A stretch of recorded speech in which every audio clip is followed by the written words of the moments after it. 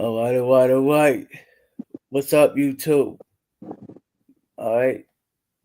This your man's Triple T Reviews, and I'm here with my best friend, Mike. Mike, he just had a birthday the other day. You know what I'm saying? The same year as the 35th anniversary of this album that we are reviewing. What's up, y'all? How y'all doing? I'm good, man. I mean, I know it's 2 o'clock a.m. You know, like from where I'm at. It's a lot. It's mad early in the morning.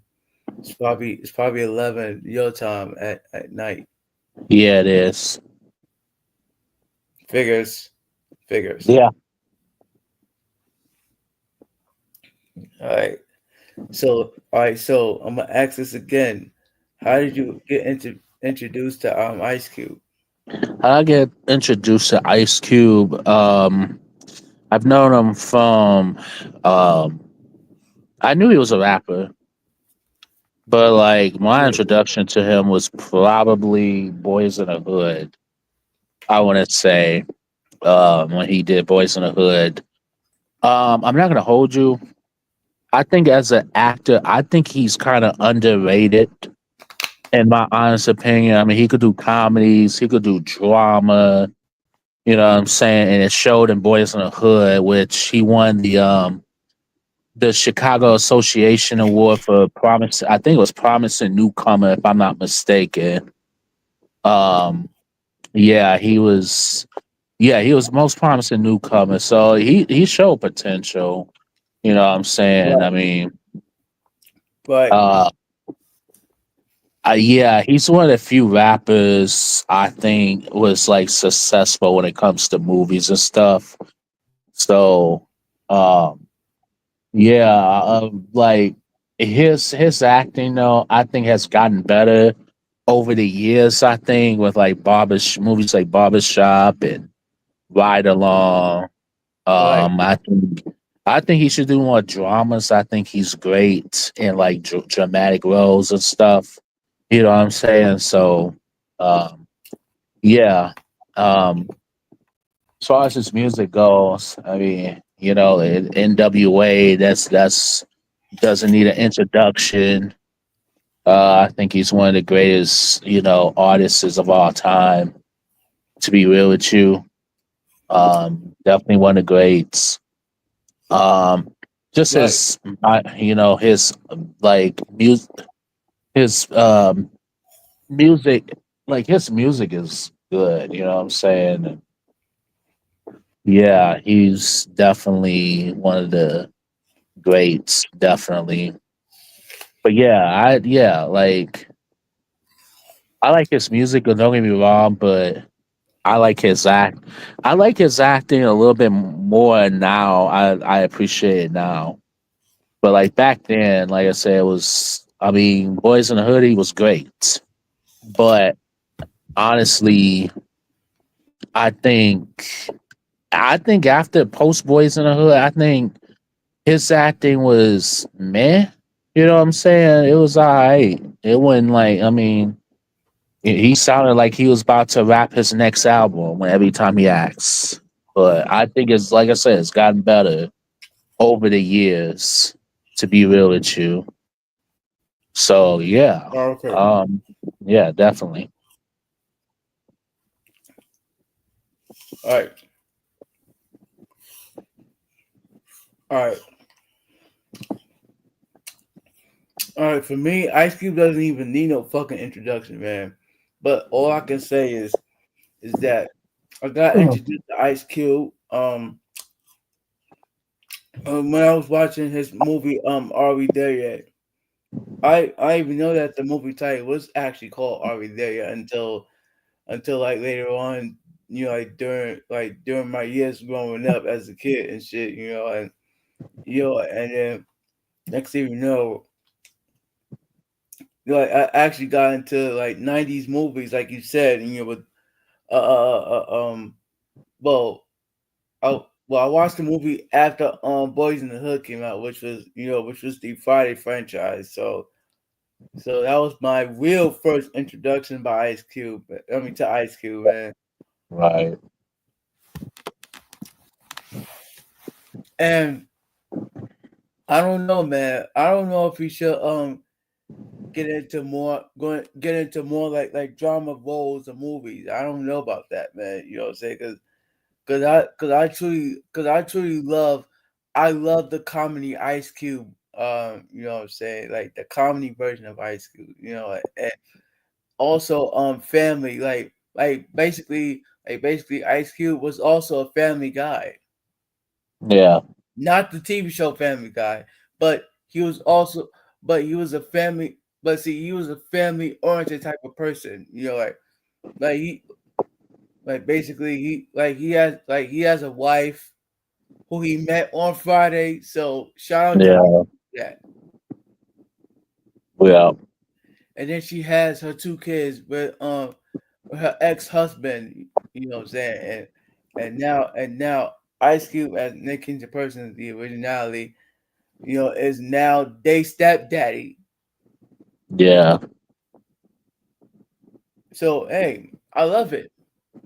And not only that, Ice Cube did wrote a lot of movies. He wrote Boys in the Hood. He wrote Friday, man. Like he wrote a lot of movies. Hmm. Like give Ice Cube the respect that he's due.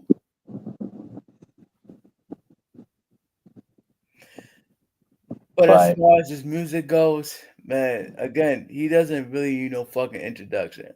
But I can say that I got introduced to Ice Cube when I began listening to one of my personal favorite tracks of all time, which would be "It Was a Good Day," and you know it and then I knew, and next thing you know, I knew every fucking bar off that off that track, man. No, no cat, man, no cat. Right. All right, let's do this, man. All right, so like I said, the 35th anniversary of this album was the other day, the same day as my best friend Mike's birthday was the other day and shit like that. Yes. So happy birthday, man. Thank you. Appreciate it. You are welcome, my man. And this reason why I wanted to do this album review for you is it's because it wouldn't be right. It wouldn't be fair doing this album review without you. You know what I mean? And not doing it for you. Nope, Yeah. that's not a fair game. Right. Appreciate it. Thanks, man. I don't care how many years are we gonna we review this album. I don't give a damn. Right. But yeah. All right, so let's get into it. All right, so basically, America's Most Wanted is the first album by Ice Cube. It was released through Priority Records and Richmond Records that he launched in 1989. However, it is actually Ice Cube's first solo album after a hard split from his former group of NWA. Man, we gotta explore this. We gotta like explore. Most definitely. Okay, so now I noticed before America's Most Wanted came out as Ice Cube's first solo album, Ice Cube had Ice Cube had tracks that he's written for Easy E to use for Easy E's album before Hmm. before the whole breakup type shit. You know, just because it began out with like with the money problems every other crew like every other member of NWA has signed that contract by I mean that was created by Jerry Hiller, except for Ice Cube, in which he was the only one that was smart enough to not sign that contract. Right. And that's why Ice Cube said, I'm gonna have to leave, I'm gonna have to leave, man, and begin my own music, and begin my own thing, you know, and Dr. Dre wasn't so pleased about it, but at least Dr. Dre understand it. Right. True. That's why Ice Cube, and ever since then Ice Cube always say, I'm rolling with the lynch mob, which we gonna talk about, which is one of the tracks that we're gonna talk about though. Right. All right, so how okay, so basically, how did you get introduced into this album? How do I get introduced to this album? Yeah. Um, to be real with you, I look at it as discography to be real, and then when you mentioned it, yeah, that's when it's like I gotta check this album out.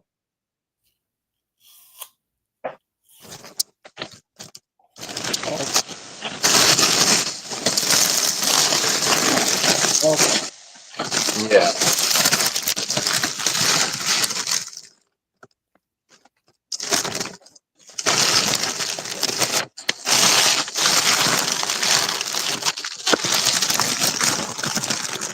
And shout out to Ice Cube for being the only one who did not sign the Jerry Hill contract. Contract. What the fuck is wrong with me today, man? What the fuck? Right. But yeah, the production for this album was actually handled by Public Enemy's production team, which is the Bomb Squad.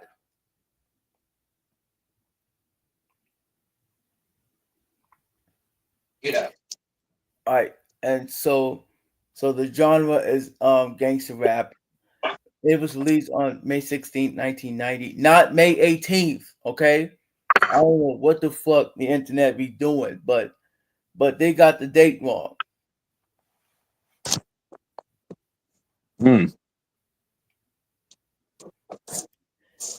God, people, it's May 16th, not May 18th.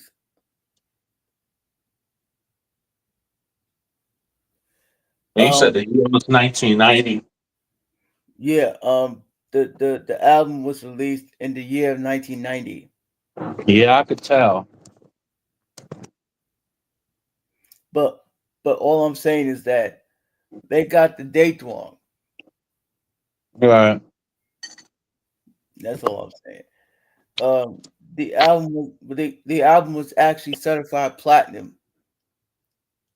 It should have been at least certified like 6 times platinum.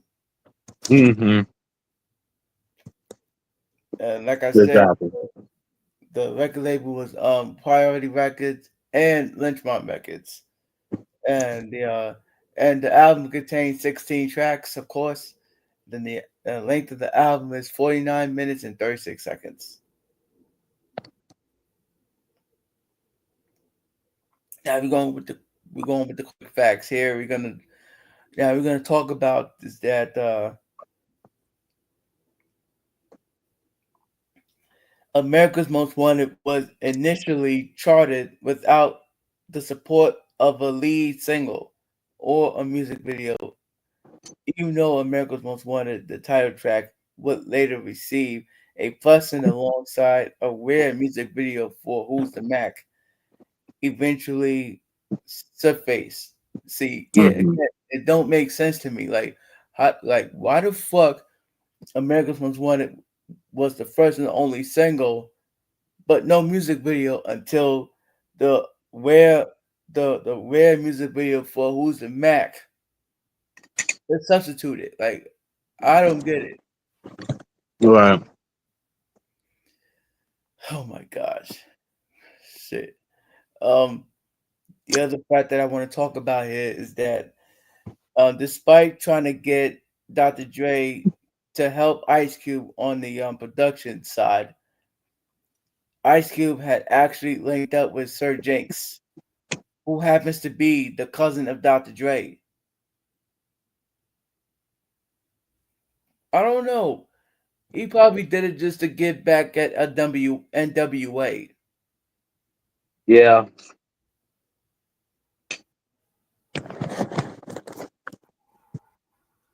Not specifically not specifically Dr. Dre, but here's the thing.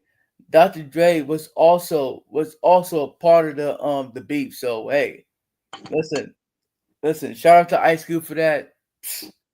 I have no problems with it. All right, because listen. If 4 or 5 y'all going diss me, I'm gonna do a big response back at y'all. Right. Uh oh, where was that? Oh, um, and then we have after relocating to New York City, Ice Cube had actually used the pre-written notebooks for tracks. No, notebooks of tracks meant for Easy E. Excuse me. Then we have Once Upon a Time in the Projects, which is one of the tracks that we're gonna talk about on this album as well. Get Off My Dick and Tell You Bitch to Come Here, and Gangsta's Fairy Tale were the first three tracks that Ice Cube recorded it. Right. But was the album structured right? I don't know. We won't talk about it at the end. And then we have Ice Cube originally wanted Dr. Dre to produce this album for Ice Cube, and due to the beef with Easy E and alongside the other members of NWA and Jerry Hiller wouldn't allow Dr. Dre to do so. So that's my quick facts about it. So before we begin the track by track breakdown, do you have any additional quick facts? Hmm. I don't. Yeah, I don't. I can't think of one. Oh, okay. All right, let's do this now. We're gonna go with track number one, which is "Better Off Dead." Okay, so so basically, Ice Cube's usage of the phrase "Better Off Dead" in the title of the track, as well as the intro skit, which which has been inspirational enough for others, such as Onyx. So what are your thoughts about this, man? I think this is a very good track right here. Um, yeah, he did his thing on it. The production was good. Lyrics wise good. It's a good track. Cool. And we have a trivia fact here. As a producer, Hank Shock Lee used this type of skit to engage the listeners as he kept them hooked throughout the album. Meanwhile, okay, so while America's Most Wanted was actually noted for the production of the Bomb Squad, Ice Cube expressed how much Sir Jinx meant to the creation of the album.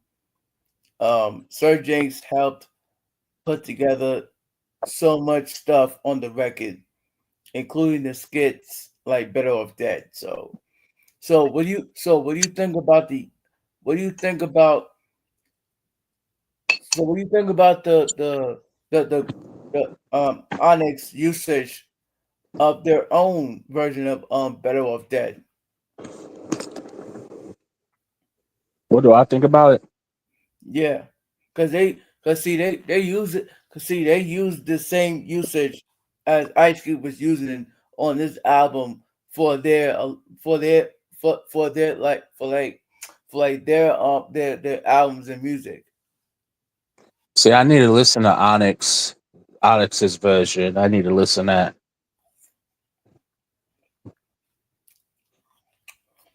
Yeah, man, that's why it's inspirational. Right.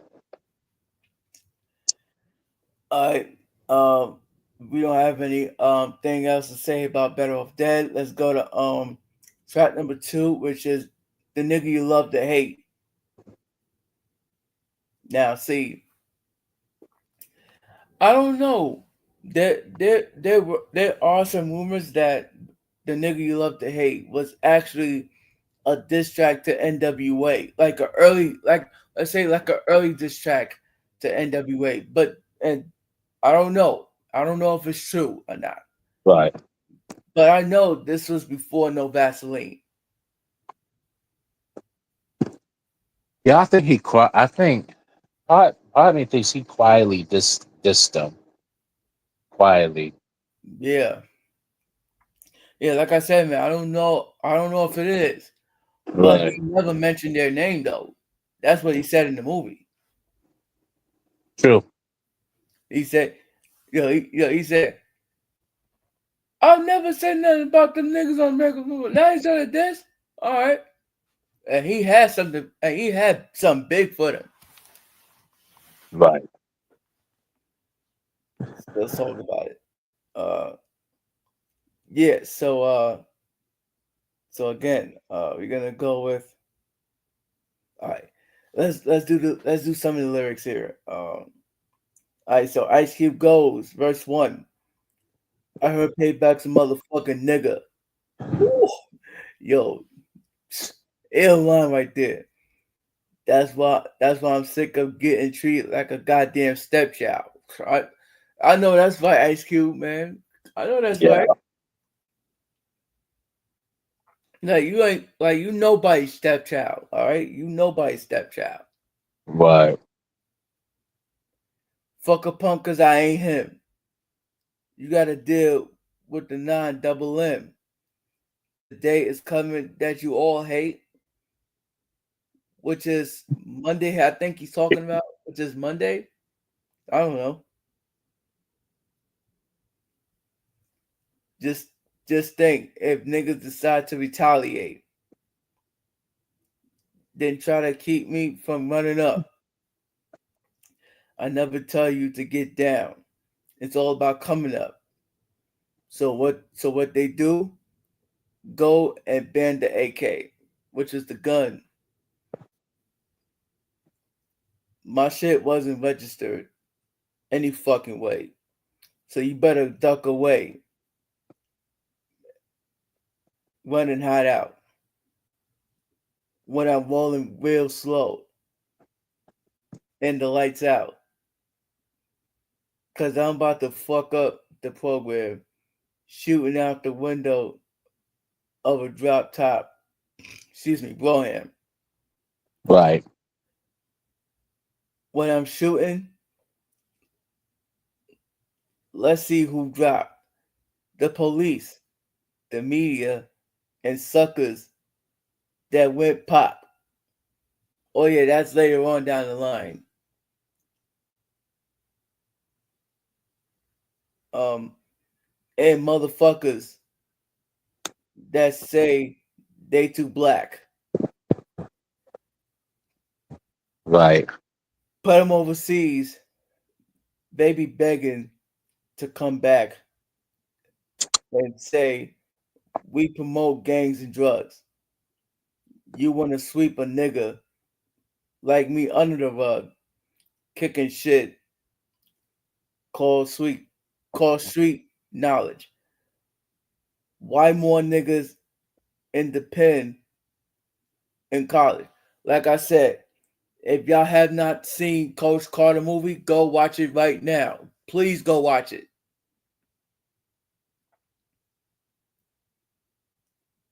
Cause there's more niggas in jail than college. Right. Because of that line, I might be a cellmate. Nope, no Ice Cube. You don't want to be nobody's cellmate, okay, man? You don't want to be nobody's cellmate in jail. Please don't. That's from the nigga you love to hate. Yo, man. Yeah, don't get me wrong.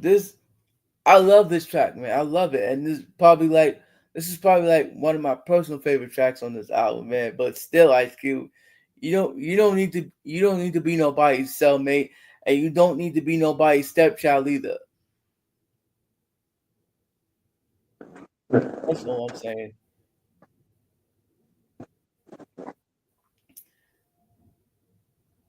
So, all right. So you already said that this was a cool track. Okay. Yeah, this is a cool track right here.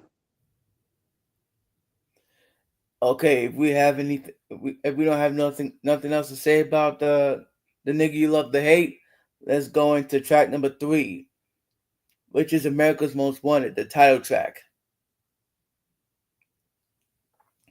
Okay, so basically, America's Most Wanted, the title track, it is also one of my other personal favorite songs tracks on this album. You know, I feel like this should have got a music video for this, man. Like, what the fuck? Like it came out as the first and only single, and it didn't get no music video until a rare music video came along with Who's the Mac. Right. Fuck out of here. Now, should I read one of the verses or skip it? Because Right. I really love this track. Yeah, that's a good track right here. Um, the lyrics are good. The beat, the production, it's really good. I liked it. Good song. So read it or skip it. Uh, you can read it.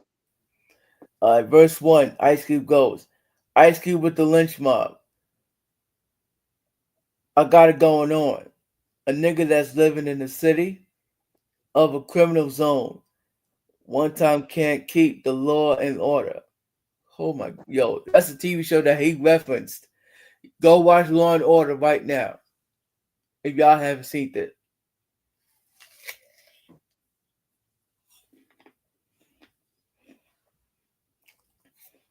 Yo, I missed that theme song. Not the theme song that they have now, but the one that was in the 90s. I missed that. Oh, I Uh, like that one. Huh? I like that one. I love that one. Me too, man. Yo, it used to come on like sometimes it would come on channel 37 and channel 38, All right. like back to back. All right, so because everybody's going crazy for a quarter. Yeah, that's actually 25 cents if you're talking about that IQ. You're turning to the number one crew in the area. The way I'm talking, I'm scarier. I'm daring her to raise hell and bail and brag and sag or be down for your flag. Cause if you is or you ain't a gangbanger, keep one in the number. Cause you'll get them things put on your son. Ice Cube has Ice Cube has got the 411. Oh my god, yeah. Yeah, I gotta tell you this. Ice Cube has got the 411. What does he mean by that? So basically the 411 is a number Americans and Canadians can dial for directory assistance on Right. a call phone book service. Right. Since, since its introduction, 401 has become a slang term for any kind of information. But however, I noticed I noticed that Ice Cube said this line before Mary J. Blige even thought about putting out our first album, which was what's the 411. Uh huh. We definitely gonna have to review we definitely gonna have to review Mary J. Blige discography too. Now, cause I'm curious right now. Like Ice Cube's got the 411. All right, all the old school house fellows are clocks, so I get jealous looks. I don't blame you, Ice Cube, man. I don't blame you. Not one bit. Hey, question. Do you ever get jealous of anything of any kind? Do I ever get jealous? Yeah. Yeah. Um, what is your biggest thing that you're jealous of? Um, to be real with you, people who could spend money on um anything, like anything they want, and not having to worry about um not having to worry about struggling with bills and stuff. Like, So right. So basically, what you're talking about is that like people living that luxury life where they don't have to do anything like as far as just sitting there being rich, living in that luxury that luxury life. right, right, Understandable, man. Understandable. See me, I'm jealous of a lot of things, but my biggest thing to my biggest thing that I'm jealous of is is not getting enough love. hmm, And not being able to get a girlfriend. Like I want a girlfriend. right, That's all I'm jealous of. That's all I'm jealous of. Like as far as being the biggest jealous, like as far as being the jealousy, like as far as being a big jealous, sensitive guy like myself. right, And shit, I'm a fucking Pisces, so Pisces people get jealous easily. right. And I know that you are a Taurus, right? Yeah, Yeah, we definitely gonna have to talk about that one day. yeah, definitely.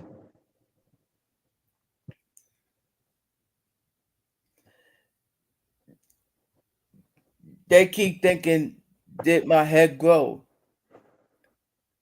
At one point, I thought Ice Cube was gonna get like dreads or something. Oh Lord. No, no. The reason why I said that I thought that Ice Cube was gonna actually get dreads at one point is because he was with he was with NWA, and Easy E got the fucking Jerry curls and shit. Yeah, When Ice Cube left NWA to begin his solo album career and shit, he still was rocking with the with the curls and shit. But yeah, 1 year later, when he was recording Death Certificate, he cut all his hair off. yeah. He did.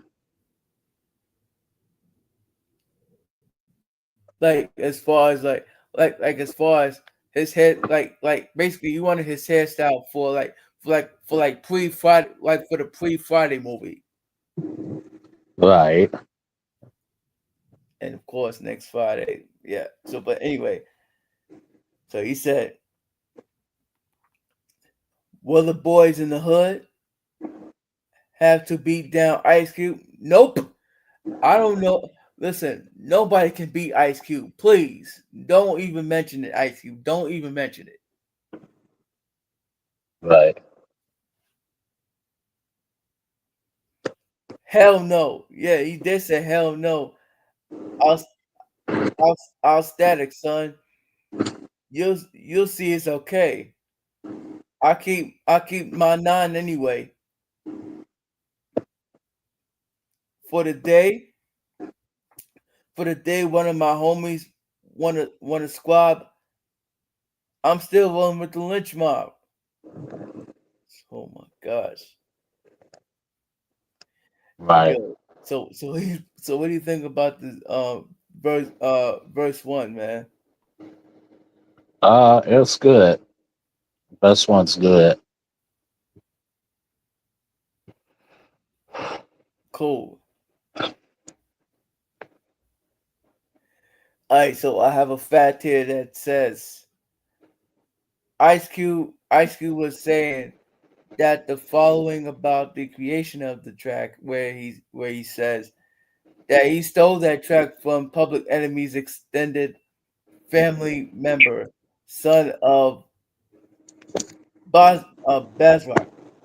Mhm. Originally, the Bomb Squad okay. So originally, the Bomb Squad had just the beat, and they put everything else on top of it during the sessions. So basically, Ice Cube, Sir Jinx, and Chuck D. Um, they put a lot of the stuff on top of it. Like I said, all those beats changes as well. Um, Chuck D came in one day and just sliced the track up. You see, when Ice Cube first heard the beat, he was in love with it. Like, hey, why don't I just take the beat and and rap over it? Mhm. Not saying that you can still, not saying that you can still beat every time. No, I'm not saying that. But like see there are new generation of rappers that that takes beat from the from the old school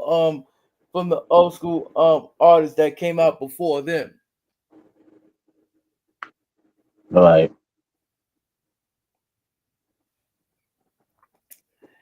Anything else you want to say about America's Most Wanted before we move on? No. Cool. Track number four, which is What They Hit and Fold. See, I like the track, but I feel like the track could have been longer though. Like, really? It's Yeah. it's an outstanding track for me. Yeah, I agree. Outstanding track. Yeah, it could have been at least like a few seconds longer. Or Right. at least minute longer or something. But yeah, still a good track right here.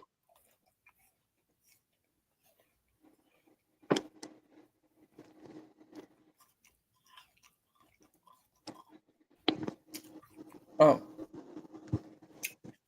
and this track actually contains the sample of um the Jugglers by Average White Bands and Sister Centrified by Stanley. I'm gonna just say Stanley because I don't know his last name. Right. And Synthetic Substitution by Melvin Bliss. So like three different samples that this track did. Hmm. All right, let's move on.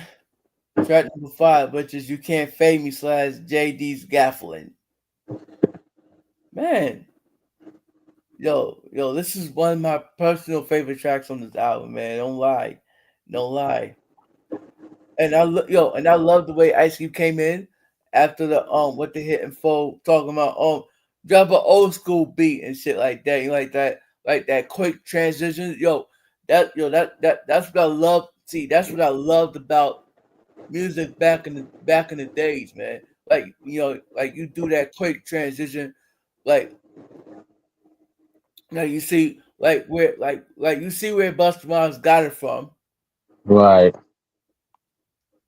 We definitely want to talk about his album Genesis because it does have a lot of the quick transitions. Like after As I Come Back, then it comes Shut 'Em Down 2002, and then songs later after Breaking Neck is over, then Bounce, Let Me See It Throw It comes in. So that's the type of transitions that I love and I miss. Like just dive right on in. And Right. not only Busta Rhymes, but Faith Evans too. After again, then there's I Don't Need It. Man, man, that's the type of quick transitions that I miss. Oh my gosh, man. You just like see these young generation of music listeners don't even fucking know what quick transition means. Right. Oh my gosh. Yeah. First verse. Oh, sorry. What are your thoughts about this track? You Can't Fade Me slash JD's Gaffling. This is a good track right here. Love the beat. Um, Ice Cube, he did his thing on this. I like it. Cool.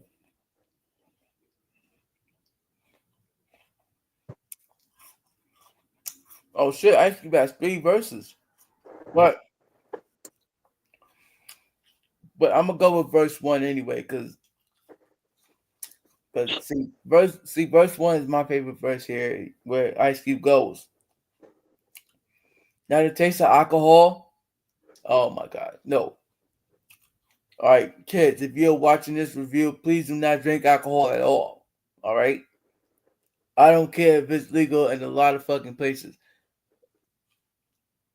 Alcohol is still not good for you. Right. All right. Now the taste of alcohol is filling up my bladder. What does he mean by that? Uh, he's filling up his bladder. That means he got to use the bathroom. All right, don't come, man. Don't come. But see, somebody who I'm following and subscribing to, yo, he talks about Ice Cube character Craig's. All right, Craig from Next Friday. Bladder Yeah. when he had to use the bathroom and shit like that. Hmm. And when Pinky, played by Clifton Powell, stopped him from using the bathroom with a gun in his neck. So my Wow. won't move. I blow your goddamn head. Smooth off. Oh wow. Yeah, now back up. So don't say a word. Hey man. Bitch, I said don't say no goddamn word, alright? Alright, Pinky was just going to fuck off. Hmm.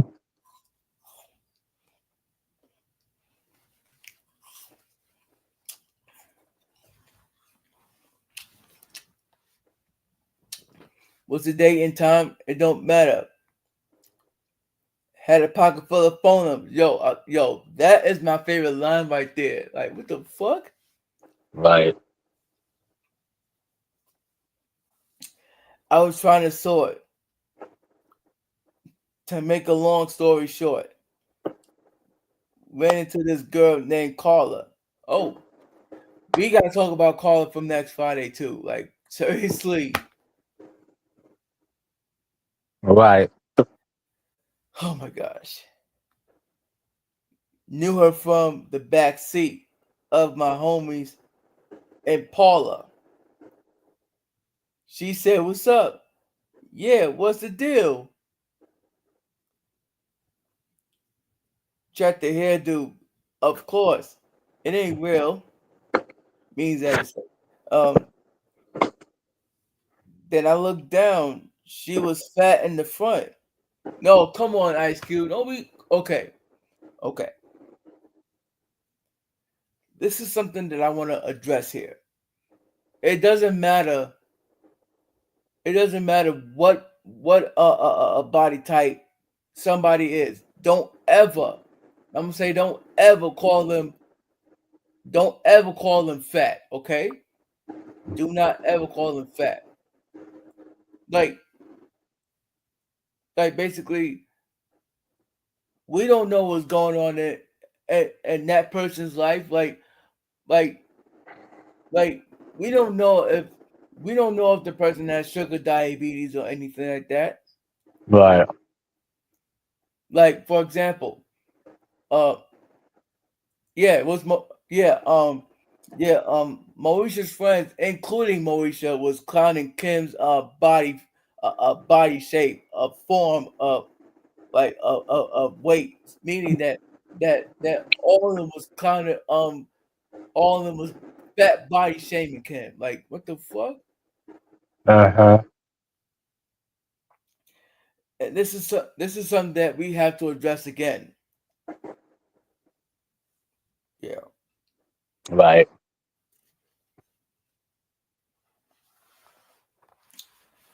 I asked how long? Well, about 7 months. Oh wow, time flies when you're having fun. She said, "Yeah, but damage is done. Where you been? On a little vacation. Oh, by the way, congratulations. Who's the lucky man? I don't have a clue." Then she said, "The lucky man is you." Aww. Uh, Ice Cube. How you get so lucky getting a woman? How you get so lucky, man? Like I want to be like you. yeah. Otherwise, otherwise people might think that I'm a virgin, which I am not a virgin. All right.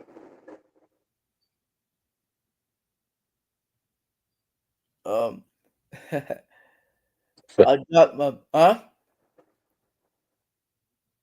You said what? I want to be like Ice Cube, getting a girlfriend, because I don't want to see. I don't want a lot of see. I don't want other people to think that I'm a virgin, which I'm not. Right. Oh, what I was saying is that I dropped my brew and everything looked fuzzy. Not a baby by you. What? So okay, Ice Cube. Basically, what you're trying to say is that you didn't want to have any kids, but you didn't want to have any kids. Nah, man. No, man. You got to have kids somewhere. Okay, I get it. Everybody doesn't want to have kids. Okay, I get it. But at some point, y'all, we gonna have to have kids some way, somewhere. Right. Um, the neighborhood hussy. She said, "Yeah, remember that date?" I thought back and tried to calculate. Then I said, "Damn, are you sure it's mine? Because I know you've been tossed plenty of times." She said, "That day, no, I wasn't whoring. Your ass is mine." That's when the sweat started pouring. Cause I saw it was Ice Cube in court paying the Mhm. game on child support. Now listen, the child if y'all don't know what if y'all don't know child support is not only a big thing. Child Support is also a Ice Cube track that's on Left Now Call Later album. We're gonna have to discuss about this when we get to that review. So how do Cool. you how do you feel about Child Support, man? Child support. I mean, it's shoot. How I feel about it is that I don't know. 'Cause it's like child support. I'm kind of like I don't know. It's one of those things. That's like if you don't want to pay child support, then you shouldn't have kids. And if you do like I don't know. Like I feel like stuff like that happens for a reason. You know what I'm saying? But I mean, I think child Right. support is, but there like half the time, people don't pay it. So yeah, True. I mean, I've seen a movie like that, like 4 years ago, man. Like it was on Tubi, and I happened to watch it. You know what I'm saying? Like, like, what if, let's say, what if my mom was to put my father on child support? Like as far as me, let's say if my mom was to put my dad on child support like years ago, and he's paying it until I was 18, then hey, my daddy wouldn't probably have a problem with that. But mm, but again, there are certain men who is willing to pay child support and want to be and still want to be in their children's life no matter what. But exactly. there are other several men who does not want to pay any child support Right, and still want to be in their kids' life, but they can't without their child support payments. right. But however, there's not only men who has to pay child support, there's women too who has to pay child support. Yeah, I agree. Yeah, that too. Yeah, we definitely have to discuss more about this when we get to Latin Qualitative album review by Ice Cube, which is after the One Piece Volume 2 of the Peace disc. Right, Excuse me. Then I thought deep about giving up the money. What I need to do is kick the bitch in the tummy. Ice Cube, are you serious, man? Why you gonna kick a woman in the tummy? Just come on, man. Why would you kick a woman in the tummy if she's pregnant? Come on, man. You don't do that. You don't do that, man. But hey, listen.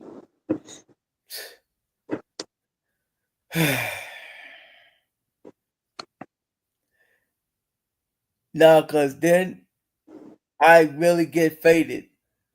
That's murder one. Medea was right about that. That's murder one. hmm Cause it was premeditated. So what I'm gonna do, I don't have a clue. How many months left? Damn, only two? I'm getting faded. Oh my gosh, man. Yo, that's gangster right there, man. That's a gangster track. Like I can't even argue with this, man.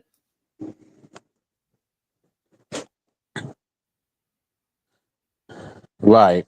And of course, there's an interlude, and and again, in the funny interlude by JD's Gafflin, where he's talking about I ain't never got gaffled like that. I used to do the gaffling. McDonald's is my spot. What what you used to do? Jack the motherfucker from the knee side trucks right in the drive through. Nigga, get your motherfucking food, leave it in the car. Nigga, get out. Straight jacket. Oh my gosh, man. Again, yo, this is a gangster track right here, man. And what do you think about the interlude, man? Like at the end of the track, before we get into Once Upon a Time in the Projects. I thought it was good. Cool, man. Like, yo, this was a funny interlude. I Yeah. I don't want to lie. Moving on, track number 6, which is Once Upon a Time in the Projects. Yo, I damn near had the record hold, which is where he begins here. No intro of the track, no chorus, no none of that. All right, just only verses. So what do you think about this track right here? Cause Um, I like it. I thought it was good. Thought it was cool, great. Production, everything about it was good. cool. Yo, this this is my personal favorite track on this album, man. No lie. You know what I'm saying? Like I said, he doesn't begin with the intro of the song of the track or any choruses, or bridges or none of that. All right. Only verses where Ice Cube goes. Once upon a time in the projects, yo, I damn near at the record hole. I knocked on the door. Who is it? It's Ice Cube come come to pay a little visit to you. And what's up with the niggas with with with the niggas in the parking lot? And she said, "Fuck them, cause they get sparked a lot."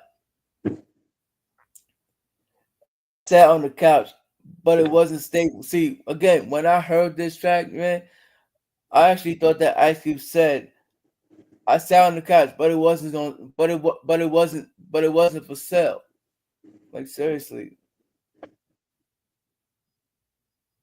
Right.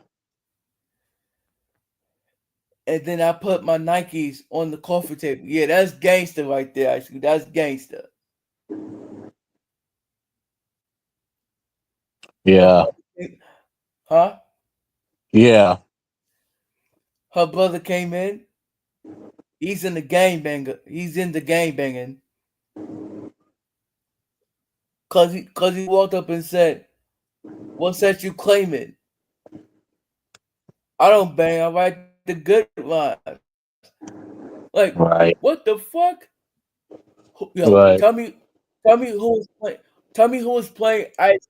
Who was playing with Ice Cube's pen game? Like whenever he writes rhymes. Like tell me who, so I can get on him. Right. Uh-huh.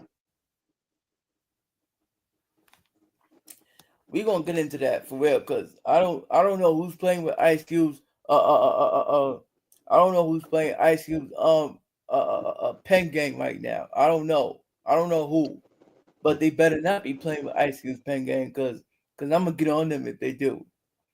Mhm.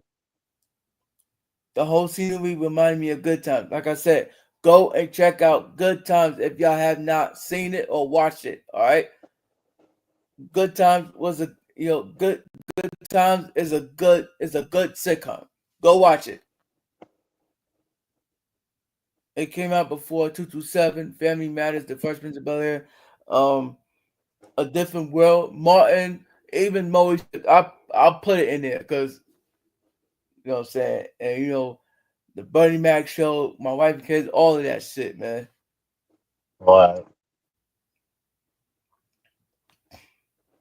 I don't I don't like to feel that that I'm put in the rut by a young nigga that needs to pull his pants up. He ain't lying about this. He ain't lying. Like, yeah, pull up your fucking pants.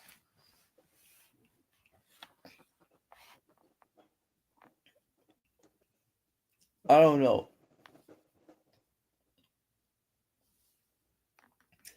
He threw a set and then he was gone. I'm thinking to myself, won't this bitch bring her ass on? Again, again, a line that should have been on Friday.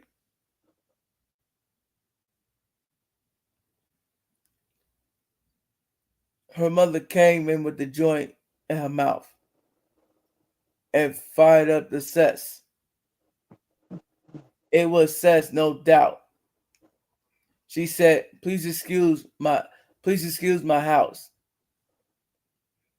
And all that I said, "Yeah," cause I cause I was buzzed from the contact, looking at a fucked up black and white.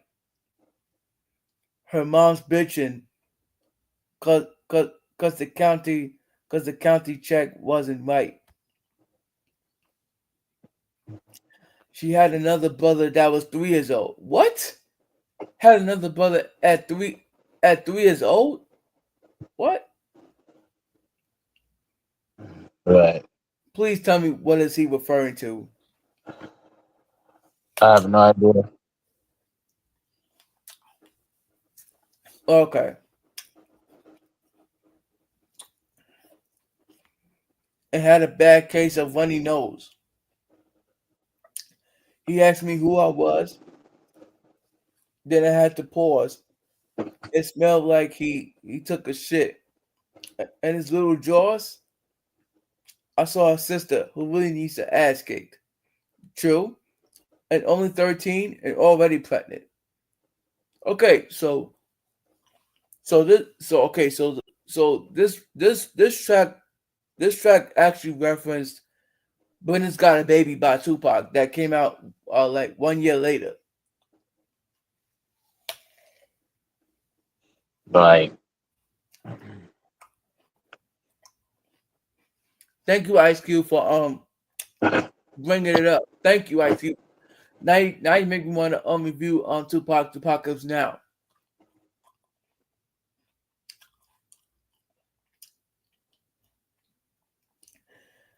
I grabbed my 40 out the bag and took a swig because I was getting overwhelmed by Baby Kids. If y'all haven't seen Baby Kids the movie, go watch it right now. Please go watch it.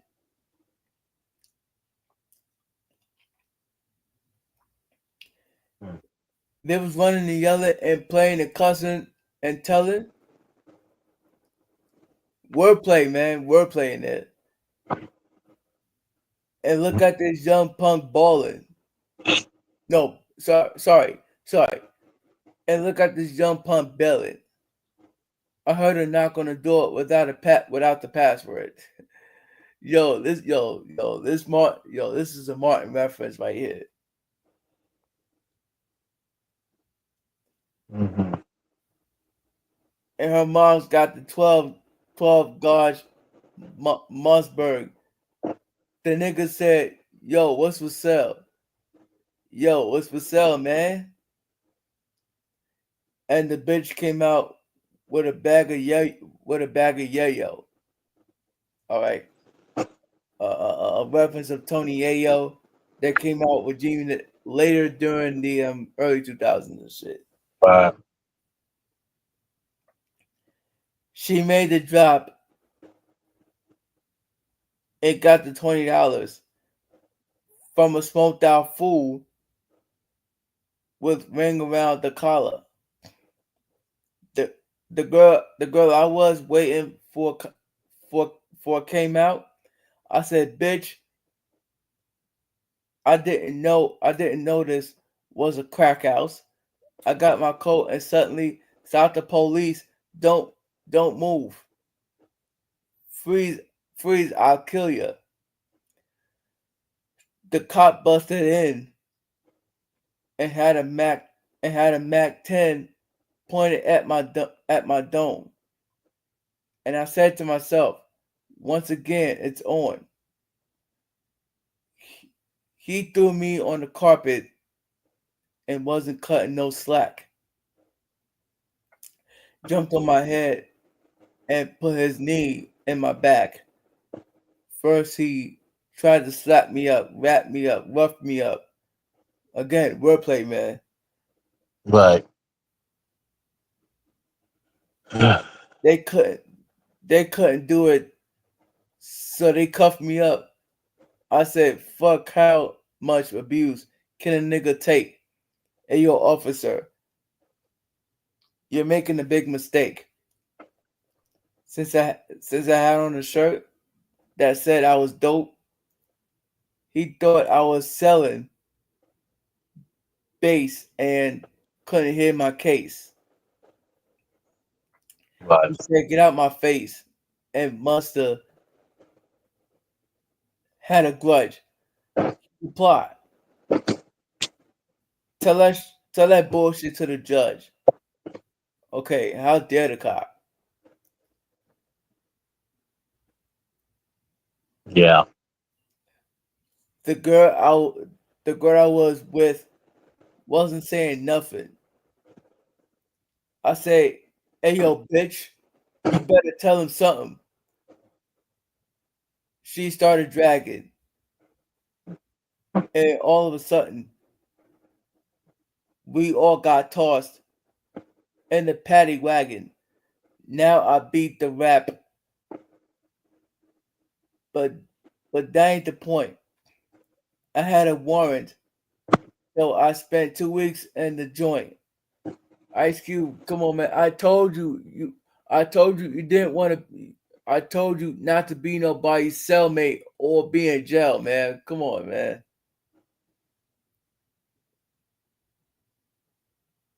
Anyway, don't worry, man. We don't worry. We're gonna get you out of jail. Now the story you heard. That's one little object. Don't fuck with the bitch from the projects. Then here comes that little intro where somebody from the lynch mob says, "Yo, man, the projects ain't no joke, man. I'm telling you, especially the motherfucking ones in Watts and South Central LA, boy. You don't you don't want to fuck around with them projects, boy. Rats will whoop your ass. Yeah, yeah. I mean, yo, you see that hole over there, man. Look at that hole over there, man. I set a hole out straight up, straight up, straight up, straight up. Yo, man. That was a gangster track right here, man. This was a gangster track. Like, Mhm. as far as Ice Cube bringing in the originality of what storytelling is and shit. He did that shit before Nas and Jay Z and all them other niggas that came out after Ice Cube. You know what I'm saying? Like, come on, man. Like, and nobody was even doing the storytelling until Nas came about. Biggie Smalls came about. Tupac came about first. Then Nas and Biggie Smalls and Jay Z and Busta Rhymes came out before Jay Z technically, and Jay Z. Oh, come on, man. Like who's doing storytelling like this? Right. All right, so let's do it.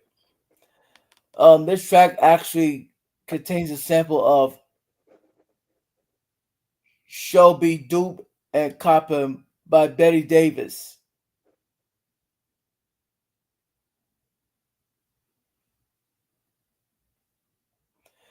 And this is what Sir Jenks was talking about the production of the track. So he says that was the first track he produced for the record. The Bomb Squad had nothing to do with that. The credit is wrong. An author's note, the album's liner credited Bomb Squad with co-production. Okay, this don't make sense to me, but there's two sounds on that track: a loop, the bass line, and the guitar. Maybe probably some drum stuff too, but he did all of that. Ice Cube wrote the words to that one for Easy E, but the music was originally supposed to be for Taji and Adam. Hmm, never knew that. Mhm. Anyway, so they originally rapped on that beat, but but when but see when Sir James went to New York City, that one just worked for Ice Cube. It was a free beat. Like, okay, we're gonna have to stop on this for real quick. How was how was a beat free? Like, seriously?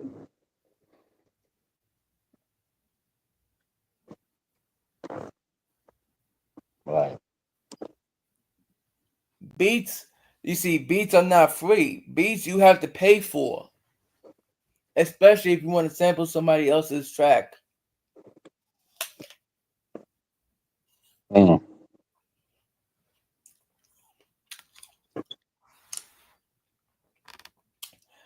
This is where Ice Cube had added. He couldn't remember if he had originally wrote those bars, thinking that Easy E would do them.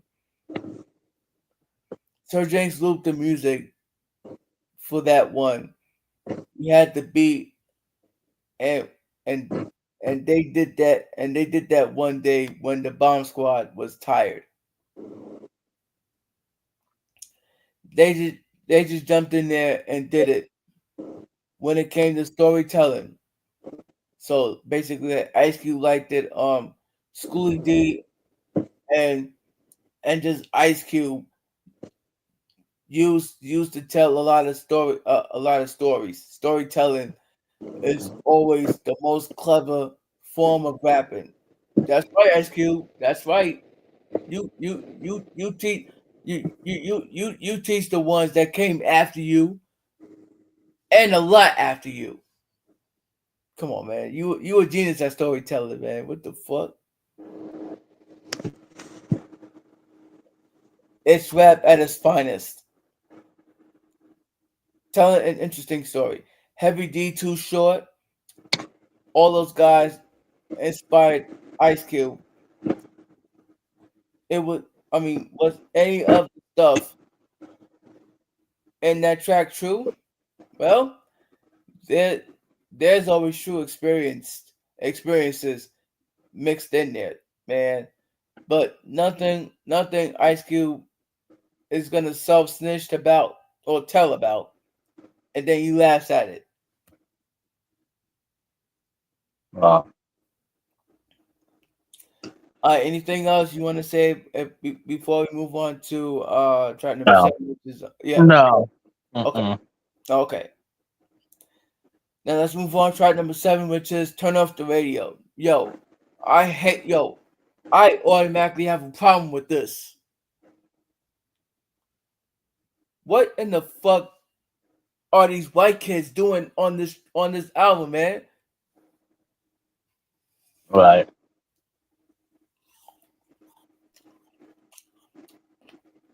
Like, why in the fuck would they talk about turn off the radio and get that rap shit out of here? Like, no, we want to hear rap music. All right, we want to hear rap music.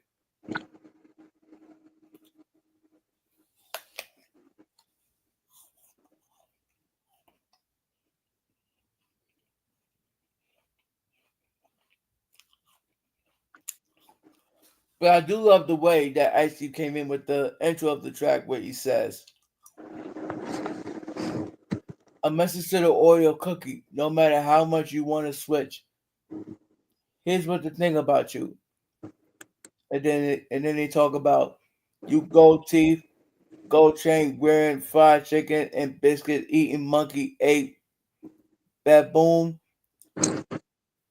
big thigh, fast running, one jumping spear, uh, chucking 360-degree basketball, dunking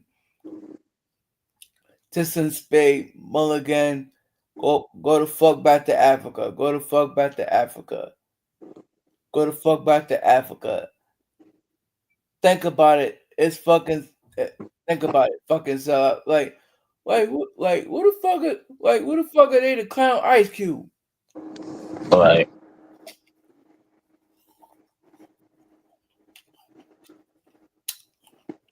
So what do you think about this track, man?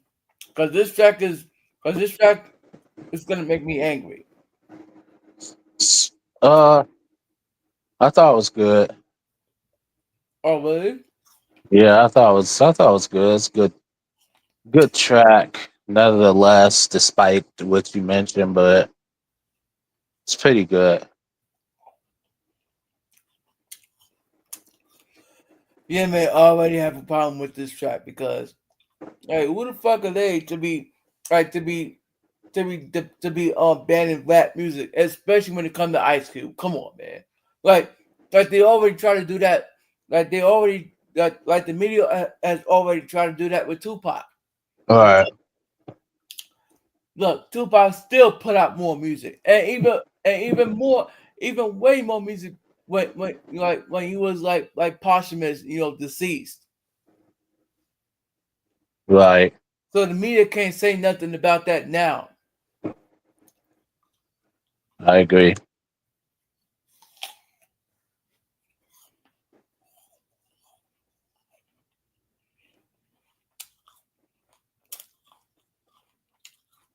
Oh yeah,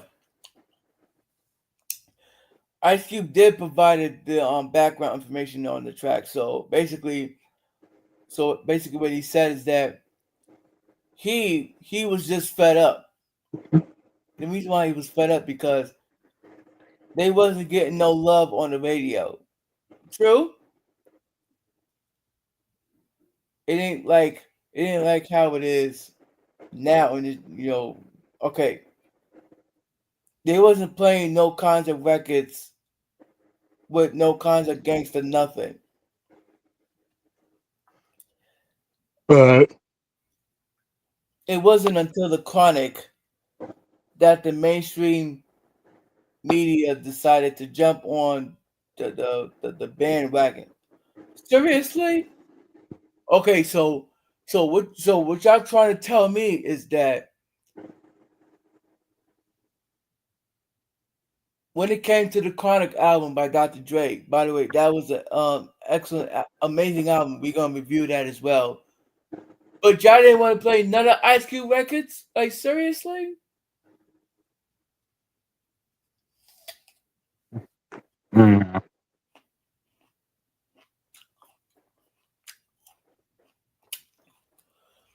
Come on, man. Like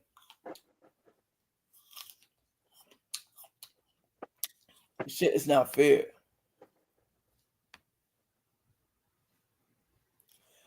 All right. Anything else before we move on? No, that's all. Okay, cool. Let's see. Track number 8, which is Endangered Species, Tales from the Dark Side. Yo, I love this track, man. I love this track for real. There, there's not other than what they hit info and turn off the radio. There's really no track that I can skip over though. Like Hmm. seriously, I would take those two tracks out of there and make it a 14 track. Make it a 14 track album. Right. Like, seriously. Anyway, so before I read the lyrics, what do you think about this track here? Endangered Species, Tales from the Dark Side. Um, I think it's a good. This is a good track right here. Um, love like the production. Yeah, I like the chorus. Like it. It's good. Okay.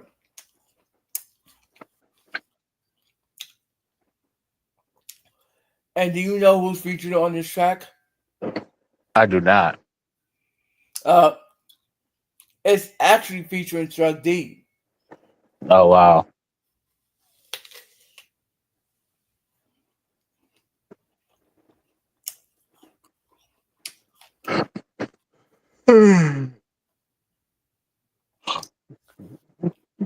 I believe that this track was on the Collect Will as well, the EP by Ice Cube. If we haven't heard it yet, well, eventually we are going to we're gonna eventually we're gonna review Collect Will, but not right now because I'm trying to get the Ice Cube solo album review completed. Right. Uh, should I skip it or read it? Um, skip it. All right, so let's skip this track. Let's move on here. Track number. Oh, actually, we're halfway finished. So we're halfway through the album. So let's go to track number 9, which is A Gangster's Fairy Tale.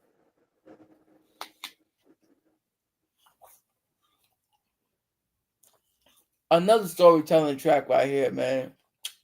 You know, this is one of my other favorite tracks on this album, man.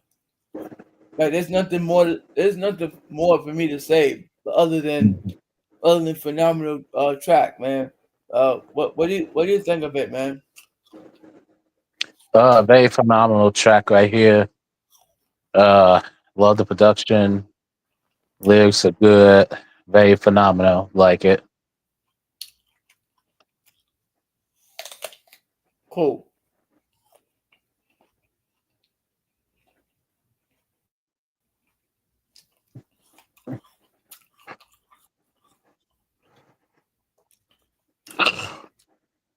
All right, so there was actually a similar theme of the track uh from the title from the track calling Mr. Welfare by Big Daddy Kane.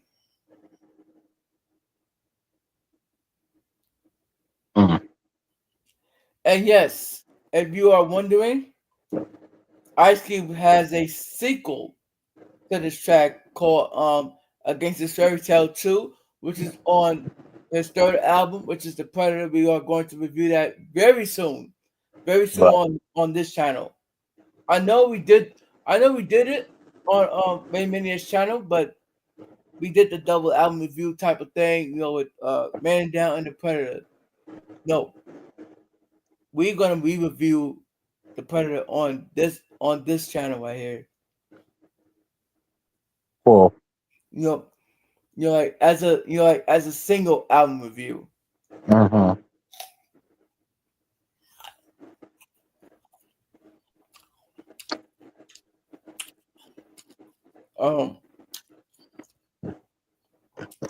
Um, anything else before we move on? Cause I'm about to skip the track. I'm about to skip the reading the lyrics. Yeah. Yeah. No, I'm good. Well, actually, there is another fact here. Virginia King said that it is a comedic track. Ice Cube definitely has a comedic side. She man, he wrote the lyrics for Gangsta's Fairy Tale, and that track is comedic, Mhm. comedy, comedy. Uh, if if he will, she stated on Complex Oral History of Friday. So we're gonna have to talk more about that. Right. Let's move on here. Track number 10, which is "I'm Only Out for One Thing."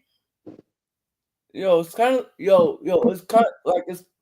I feel like it's kind of similar to "Money Ain't a Thing" by Jay Z and Jermaine Dupri.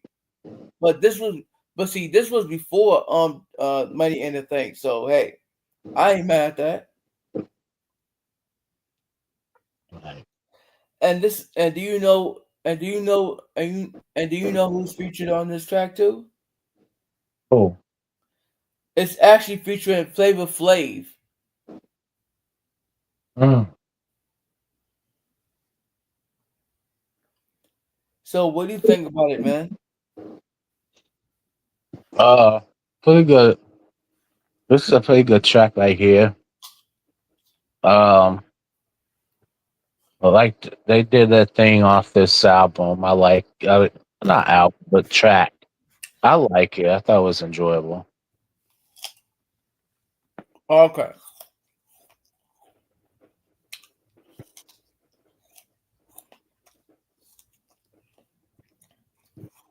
Um,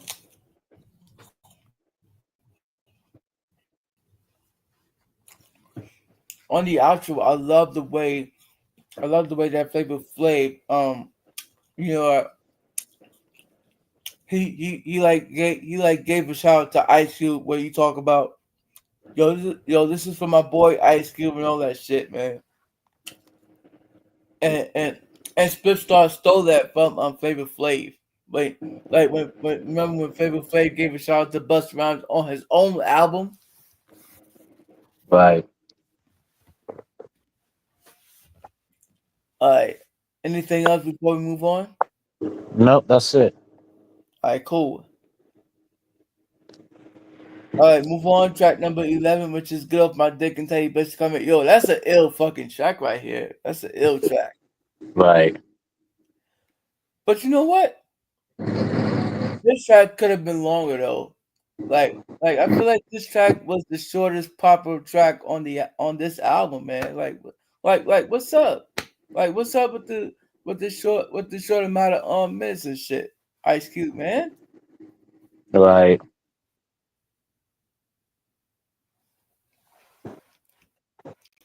But other than that, what do you think about it, buddy? I thought this was a pretty good track. That's yeah. After that, enough said. Pretty good track right here. Okay. Um I think there's a longer version of this on Kill at Will EP. Hmm. It was originally written and recorded as a 4-3 verse track. So we're gonna have to definitely review that as far as a song reaction. Right.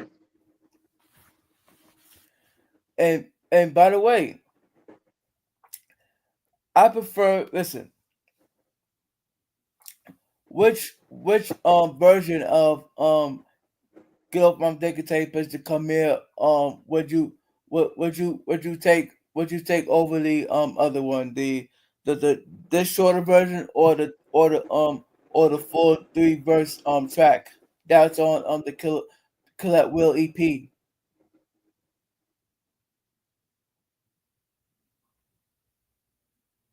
Um. That's a good question.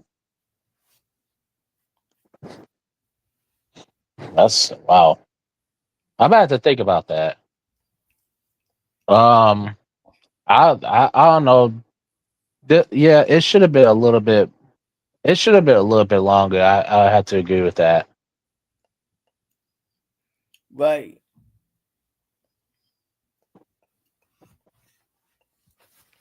So yeah, it should have been a little bit longer. Now that I think about it. Like I would So actually I would actually take the full 3 verse track and put it on this album versus this version that's the shortest amount of time of the track that's already on this album. right, right.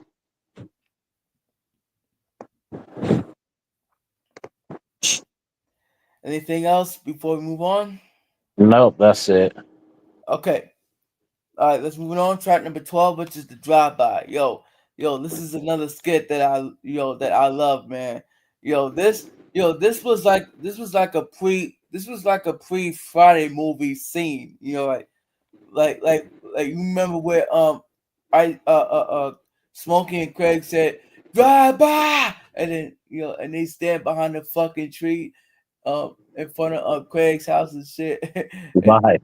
yeah, and then Smokey was trying to get all in Craig's ass, like Yeah. like a gay person, and actually said, and Craig said, "Get off my ass." Yeah. that was this so this why this one is a fucking reference to the Friday movie. Well, this came out before Friday, so hey, listen, I understand.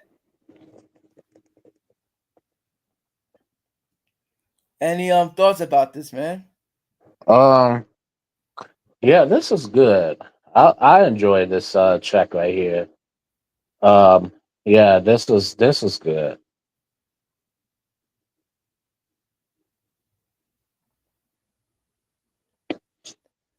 Oh, let's see.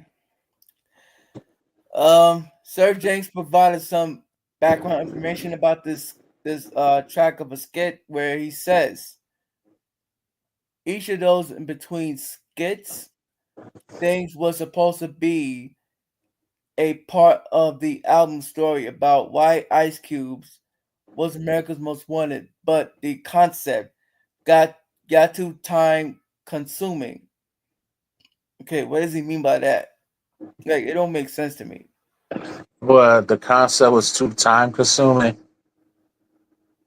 Yeah. Well, in other words, it took a lot of time. It took too long. It was time consuming, which Okay. means that, yeah, it took time to create that. Okay. Let's move on here. Let's move on. Track number 13, which is Rolling with the Lynch Mob. See, this is what I was talking about earlier. Rolling with the Lynch Mob. Woo! But see, but see, certain people who reviewed this album,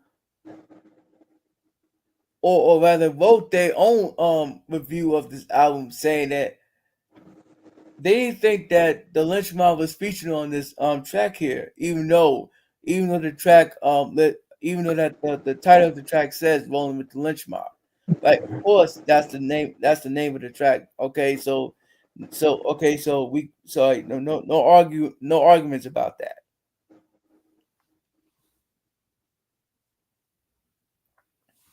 Right. So what do you think about this track, man? This is a good track. Pretty good track right here. The beat, the licks, are good. I liked it. Cool. Yeah, I love this track, man. Like, this is one of my other favorite tracks on this album, man. And I love Ice Cube's flow on it. I love the message. I love the delivery. And I love the storytelling and shit like that. The wordplay, and which Busta Rhymes, did stole that from Ice Cube. So, Right. should I read it or skip it? Skip it. Let's do it. Anything else before we move on? Let's. Oh, That's we got some background information with Ice Cube where he says they were uh, coming together at one point that and that they needed a crew to make it all work. They needed to give an identity to the new people he was with, which people from his neighborhood, not from Compton. He came from South Central LA, and he was with all these dudes from Compton and NWA, like, for example, MC Ren, DJ Yella, Dr. Easy E, and Dr. Dre, and then Ice Cube was the fifth member, but he left though, so there were only four members left, right. and Jerry Hiller being Easy E's manager. Excuse me. Okay, Wow.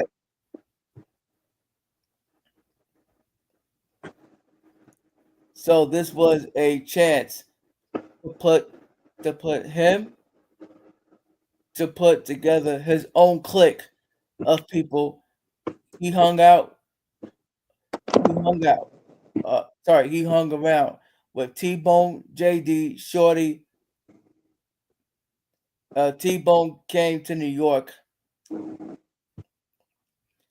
for a couple of days when they were recording, but the other dudes didn't have no money. So Ice Cube came back to L.A. 2 times during weekends, and they get a studio out there and do those little parts like DJ's Gafflin, which the track that we talked about like 8 tracks ago.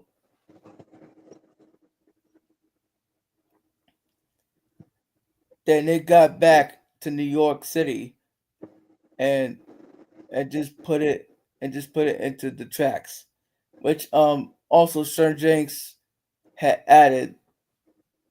They didn't bring no hype man with us to New York City, so basically Ice Cube and Chuck D flew to LA one weekend and told JD, T Bone, Shorty, and Robin Harris to do some fills on the album. Oh wow. Yeah, vocal stuff to use in the background. If you Right, listen close, yeah, if you listen close, you can hear that. You can hear that none of those are on beat, uh, right, because they didn't do them with the tracks themselves. Okay, I think either Surgings or Ice Cube, somebody still have the tape with all those vocals with all those vocal part on there. Their job their job was to put them in the right places. So basically, also, let's see, over the bass line. Okay, so this track actually samples over the bass line of "Giving Up Food for Funk" by the BJs. Oh my gosh!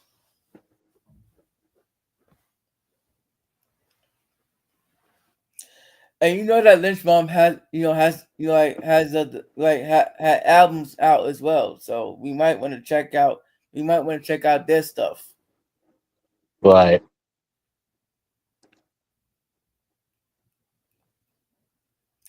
Any other information? Anything else before we move on? Nope, that's it. Okay, moving on. Track number 14, which is "Who's the Mac." Now here's the thing that don't make sense to me. Why is there a weird music video for "Who's the Mac" when America's Most Wanted came out as the first and only single on the album, but no music video for it? Like seriously, Yeah, I have no clue. read it or skip it.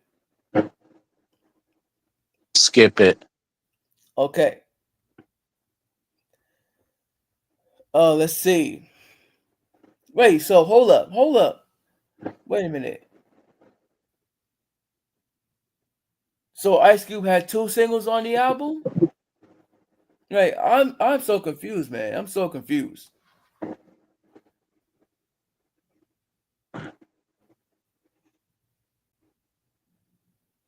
Don't worry, Ice Cube. I ain't angry at you. It's just I'm confused right now because like you're telling me that you have 2 singles out for the for this album, but on Wikipedia it says that you have only one. That's weird.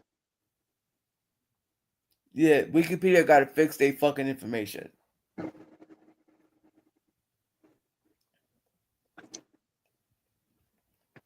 Here we go. We got some background information.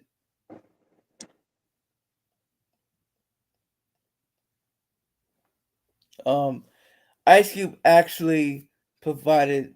Okay, all right. So Ice Cube and them wanted to do one of those cool laid back kind of tracks. Like it was a good day. Mhm. So they did some storytelling, some preaching about what's going on. Basically, trying to make an analogy for a Mac as a pimp or a Mac as somebody who can get get you to do what they want you to do. Just trying to break it down like that. Right.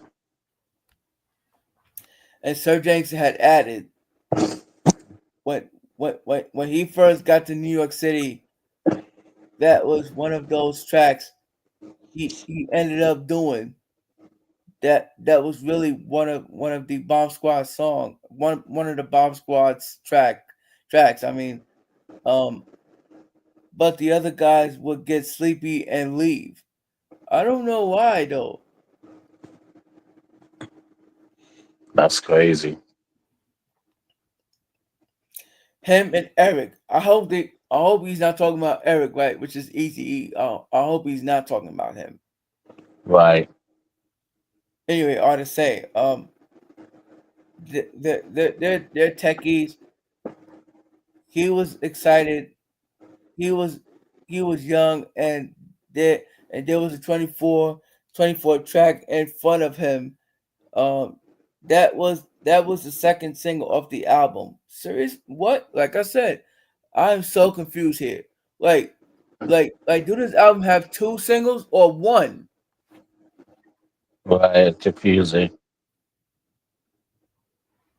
Well, I was it? Oh, him and Eric Sadler knocked that one out. He slid that Marvin Gaye on there, and there were more, and there was more live playing on that track. Guys from New York City. Oh my God! Wait. Here's a funny fact here about this video. Okay. So basically, what it says is that the music video for "Who's the Mac" was directed by Tom Stern and Alex Winter, who co-created the MTV's "The Idiot Box." Like, Right. like a little bit of animation right there. But see, Buster Rhymes stole everything from Ice Cube. Like all the animations and shit, man. But again, Mhm. which is what I missed about the '90s though. Like the '90s music video was animated, was on fire, man. Like like like like like come on, man. Even the shiny suit fucking era. Right. We don't we don't get those type of music videos anymore. Whenever we see a music video now, all we see is the ass shaking, people having sex and shit like that, like getting what you call it, SEDs and unprotected sex and shit. Well, that that also happened in the '90s too, by the way. Don't get me wrong. Yeah. But this fucking era, forget about it. Right. Alright, so which began airing shortly after the music video was released. Alex Winter is best known for his role as Bill Preston Eck in the 1989 film Bill and Ted's Excellent Adventure. Right. Stern and I guess Alex Winter, I guess, directed this video for Ice Cube around the tough parts of Los Angeles. I did not know We that. found huh? I did not know that. Yeah, they did, man. Parts of Los Angeles. We found ourselves in the middle of a gang fight while shooting and had to quickly leave the location before a war broke out, which was said by Alex Winter. Right. Anything else before we move on? Nope. That's it. Okay, let's move on here. Track number 15, which is the second to final track on the album, which is track number 15, which is It's a man's world. And do you know who was featured on this track? Who? It's actually featuring Yo Yo, Oh wow. huh? I said, oh wow. Yeah. So basically, I definitely love this track. This is my this is like my one of my other personal favorites on this album, man. I love the chemistry between Yo Yo and Ice Cube, like where they go back and forth and shit. You're like you're like for example, like women versus men, like type of shit. But hey, it was all funny. Like it was like see on this track, it was all fun and games. Until somebody gets their feelings hurt. Uh-huh. So what do you think of it, man? It's a pretty good track right here. Very good lyrics and beats. And production was good. I liked it. Okay. I mean, I mean, I know this may not happen, but what you want to hear a Yo Yo and Ice Cube collab joint album? Oh, if I feel like if they they should have did that a lot sooner. But I Like, mean, yeah, it probably would have went then. Now, I don't know. I don't know. well, for me, I would. It may Yeah, not happen, but I that would man. love to hear. I would love to hear that Yo Yo and Ice Cube is coming out with a collaboration joint album, like for real. It doesn't matter how many collab joint albums that they will put out. Like look at Jay-Z and Kanye West with Watch the Throne. And that was their only collab joint album, man. I'm glad that they only made one collaboration album, man. Right. But again, I'm not putting that with either Jay Z solo albums or Kanye West's solo albums. All right, that don't count at Hmm. all. But hey, Right. I would love to hear a Yo Yo and Ice Cube collab joint album, man, for real. Right.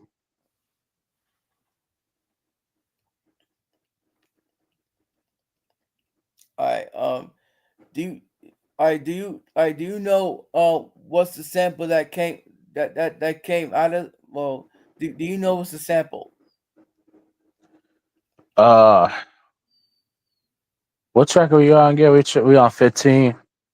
Yeah, we on track number 15, which is Into Man's World featuring Yo Yo. Uh, you said it's a man's world. This is a man's world. Yeah. Okay. So basically, Into Man's World contains a sample from Into Man's World by James Brown. Yeah.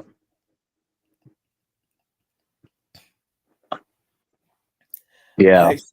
Alright, so basically Ice Cube has styled himself like he imaged himself uh as far as being a sexist gangster rapper. Uh-huh.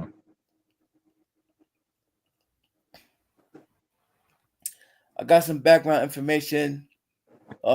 Ice Cube actually provided where he says, Sir Jinx did that track. They were shopping Yo-Yo's record deal before they recorded America's Most Wanted. That's weird because that's weird because Yo-Yo didn't like Yo-Yo's first album didn't come out until 1991, Right. which we gotta review her discography too. Yeah.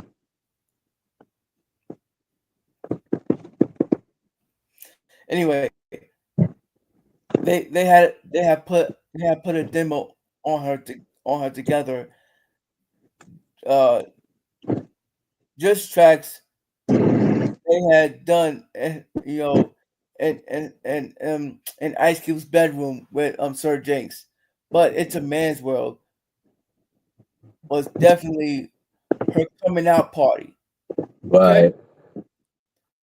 um, Ice Cube didn't think that track was on the original demo they did. Although initially they were planning on putting it on her record. Like, okay, um, she wasn't signed. She wasn't signed at that point. So wait a minute. So Ice Cube, why didn't you sign Yo Yo? Why didn't you sign Yo Yo right away? Like, come on, man.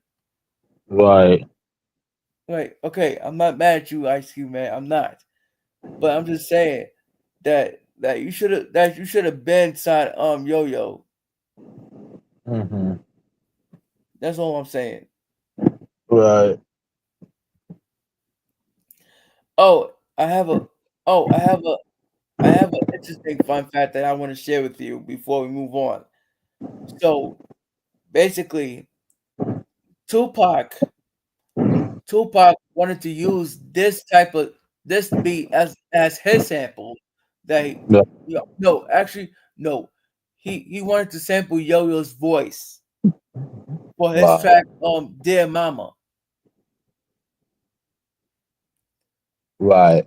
But here's the thing: what happens is that Ice Cube and Lynchmont Records rejected that, so that Tupac couldn't use any sample of Yo-Yos or Ice Cubes. So that's why Tupac and Ice Cube kind of had they beef. They had they beef. We Right. we definitely gonna talk about it one day too. Anything you want to share, man, about this track? Mm-mm. No. Okay. All right, let's move on. The track number 16, which is the final track on his album. Track number 16, which is The Bomb. Man, man, this was an excellent way to close out the album, man. Like what do you think, man? Yeah, great way to end off the album. Very great. Great way. Love this track. Me too, man. I love this track on the album, and I love that he has three verses on this track, man. Like it's not like he has two or one verse. No, no, my nigga has three verses. But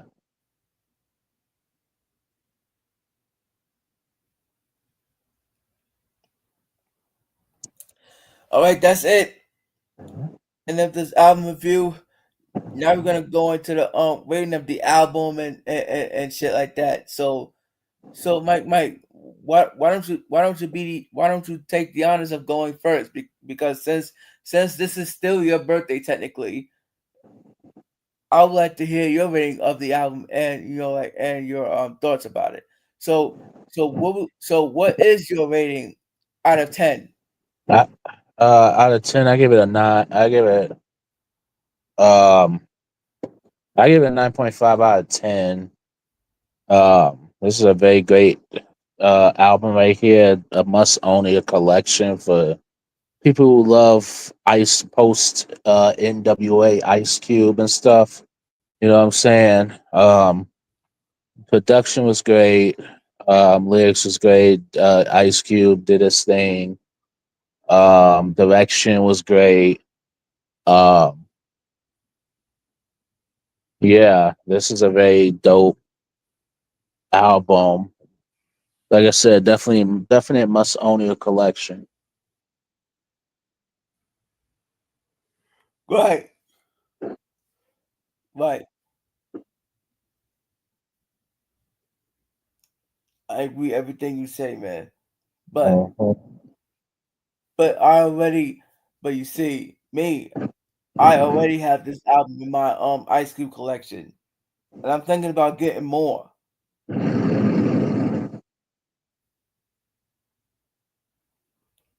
All right. So is it my turn to give in my rating and thoughts? Yeah, your turn. All right, cool. So basically, what I rate this album out of 10 is that I will give this album an 8 out of 10. Like like the reason why I give this album an 8 out of 10 is because there are two tracks that should have been taken off the album. You know, like for example, what they hit and fold and turn off the radio. Again, this is an excellent album. You know, I mean, most definitely a wonderful way to begin a solo album journey, including when it comes to Ice Cube, man, like for real. Right. So what would be your track list structure if you had to structure it? You like if you were Ice Cube's producer at the time, man. Um, I'm gonna be honest. Like, I think for the most part, it's fine the way it is. For the most part, I mean, I would make maybe a couple songs longer, but I don't have a problem with it. I don't have a problem with it because it's fine the way it is. Wait, so you like the 16 track? Huh? So you like the 16 track? Yeah, yeah, Oh, okay, yeah, okay. yeah. Like the whole album itself, not too long. You know what I mean? Not doesn't drag on. You know what I'm saying? Like these albums that we're getting. Yeah, like the albums that we get now, the albums that's out today, they to me they tend to drag on too long. Like shouldn't be 24 tracks or for what? And like three intro, outro, you know, unnecessary skits and all that. You know what I'm saying? Like if you're gonna have an album, like at least make it like try to make it consistent. And Right. this hit the mark. It its consistency is really good. Okay. See, see the way that album structured the album and shit. Like again, I would take off the what they hit and fold and turn off the radio as well. So here's what I Mm. structured, man. I'll keep Better Off Dead at number one, The Nigga You Love to Hate at number two, America's Most Wanted at number three. All right. But when I get to number four, I will put You Can't Fade Me slash JD's Gafflin. I will put Once Upon a Time in the Projects at number five. Right, I will put Endangered Species Tales from the Dark Side at number six. Against This Fairy Tale at number seven. I'm Only Out for One Thing at number eight. Get Off My Dick and Tell You Bitch to Come Here at number nine. The Drive By at number 10. Rolling with the Lynch Bomb at number 11. Who's the Mac at number 12. It's The Man's World right, at number 13. And finally, I will put The Bomb at number 14. right. That's it. Nothing else. So if we did a tier list, where would you place America's Most Wanted at? I have perfect, phenomenal, excellent, great, outstanding, and slept on. What was the question? Um, if we had a tier list of Ice Cube albums, um, where would you place America's Most Wanted at? Like perfect, phenomenal, excellent, great, outstanding, or I slept on? I have to go phenomenal. Okay. Yeah.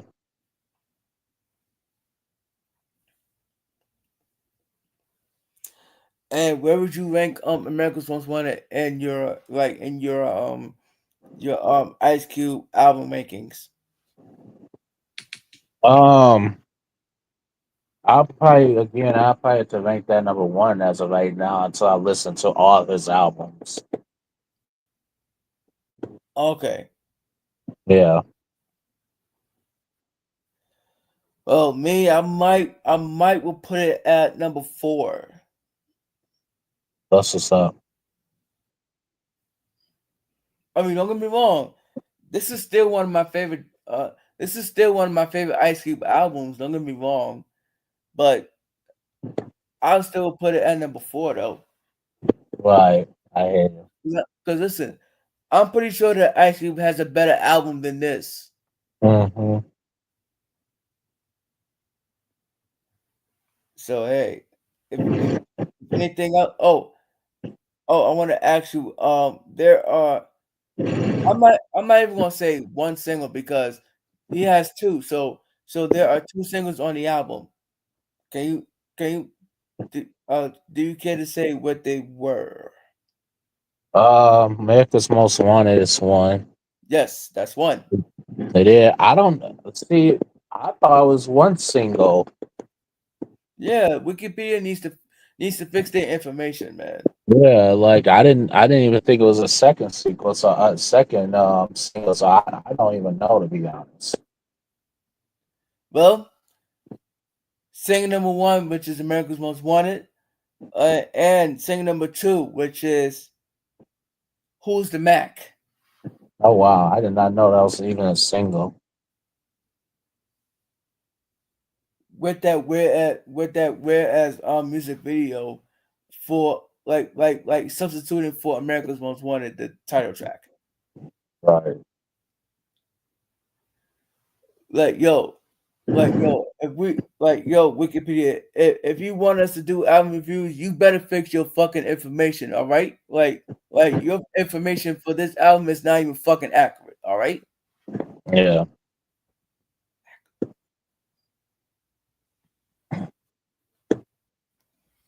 Oh man. Random talk. Yeah, first that. All right, cool. So now that we are finished with this album review, let's talk about what we're gonna review next in Ice Cube's discography, which is Death Certificate. Nice. So you begin, man. Uh, Death Certificate. I gotta listen to that one. I gotta listen to that one before I even judge it. In fact, I gotta listen to his more solo albums too. Before I could judge anything. But I've heard Death Certificate. I've heard good things about it, so I'm gonna check it out. Oh yeah, I got you, bro. I'm gonna send you the link so you can listen to it as well. Let's see. Right.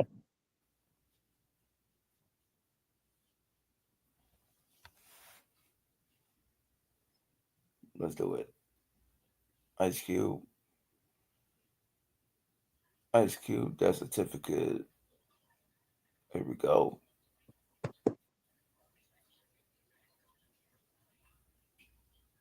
Pretty.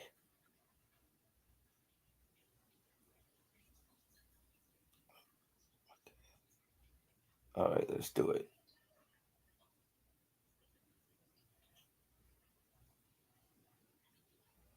All right, I just sent you the link, man, Okay. Cool. Thank you. for Death Certificate. Oh, and I'm gonna definitely listen to that album too. So I feel Cool. like it's a phenomenal album too.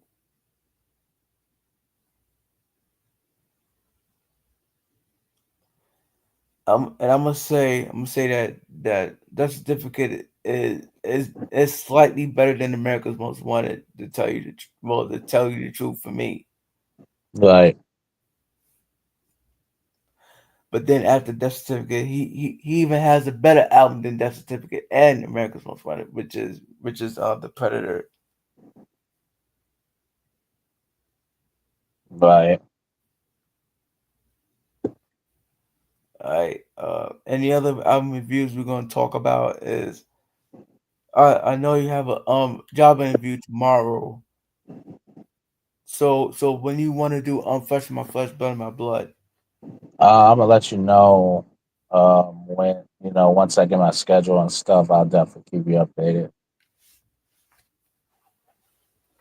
Okay, cause I already scheduled the flesh of my flesh, blood of my blood album review for tomorrow at 8:20 p.m.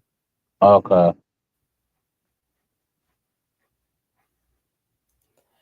And we're gonna review Death Certificate later on today at 8:40 p.m.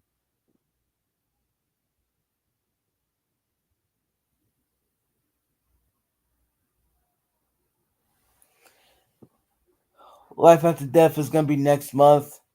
Life After Death Card by 3 will be next month too. Never Say Never by Brandy. Next month too. Maya, which will be next week. Let's see, next week Monday, 26th. When Disaster Strikes, next month. Thematic Content, also next month. Right. And, Earth Guy presents The Murderers by the Murderers, also next month too. Hey, because summertime will be here, so hey, get ready for your water, man. Cause, cause we're gonna do some heavy talking on the Murderers, man. Right. Especially when it comes to DMX, man, and his growling and shit like a dog, like on Crime Story, which Earth Guy ironically produced that. Right.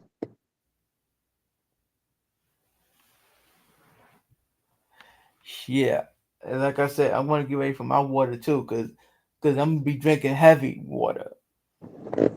Yeah. All right, let's do it. You know what? I'm gonna put a schedule for the Predator. Hey, would you like to do it on his birthday? Oh, when's his birthday? His birthday is June 15th. Well, that's fine. All right, so I'm gonna reschedule it. I'm gonna schedule it for it.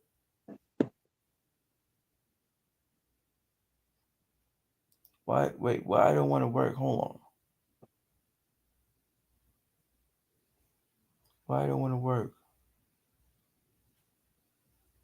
Okay, let's do it.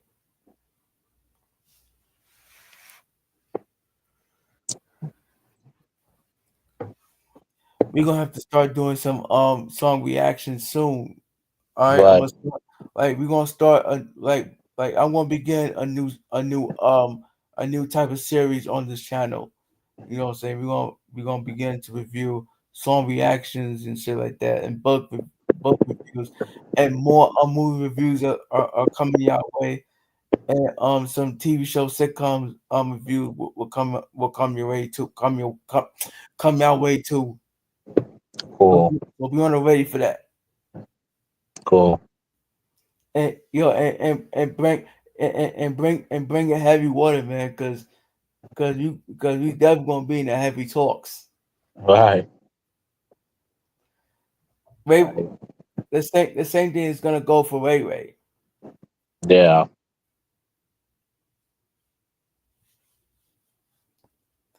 So anything else we want to talk about before we leave up out of here? Um, that's pretty much about it. I'm getting ready to start up my YouTube channel again. I took like a hiatus and all that, so Oh, uh, okay. I'm gonna start that up again really soon. So be on the lookout for that. I don't mind being on. I don't mind being featured on your YouTube channel, man. Because you know what I'm saying.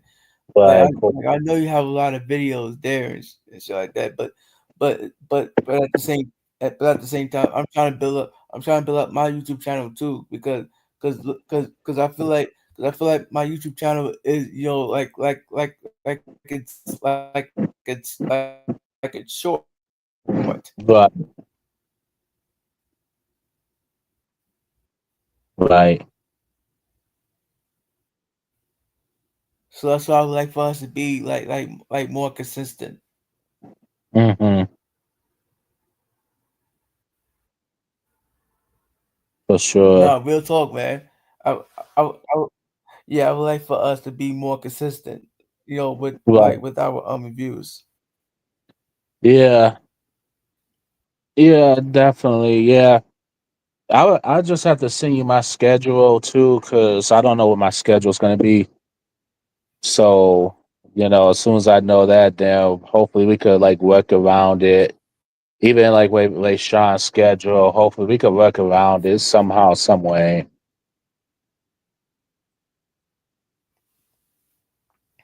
But yeah, Okay, definitely consistent. So, but yeah, yeah, definitely try to be more consistent with it and all that. So yeah,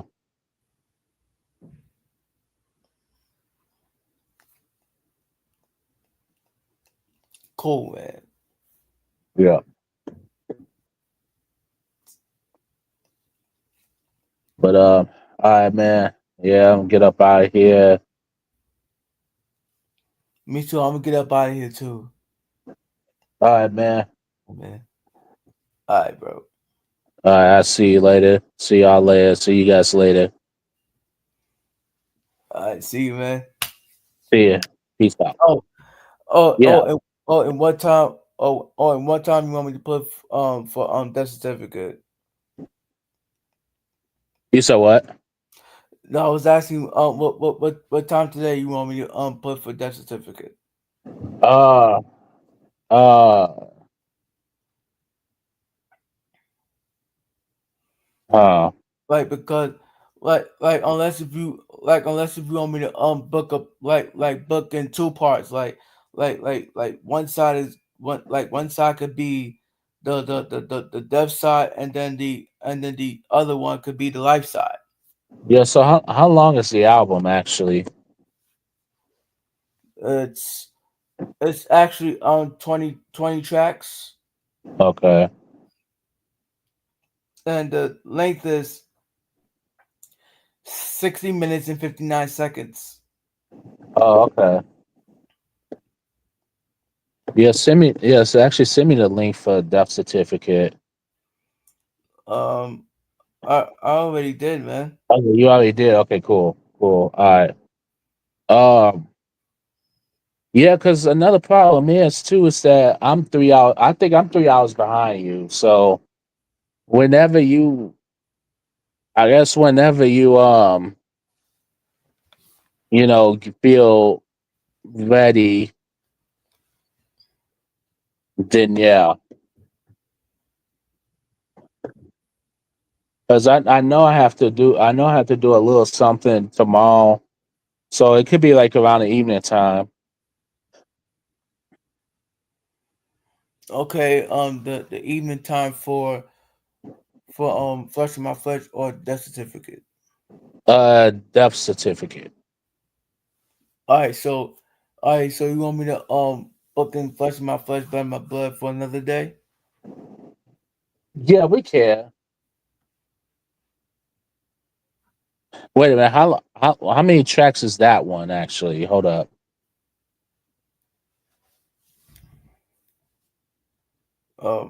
I mean tracks on flush my flesh. Yeah. 16. Oh wow. Okay. I tell you what, we could do that one tomorrow. Okay, okay, So no problem. yeah, for sure.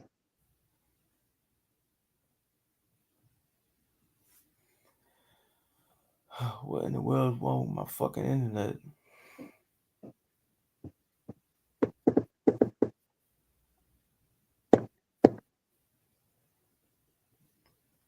Hmm, it's weird.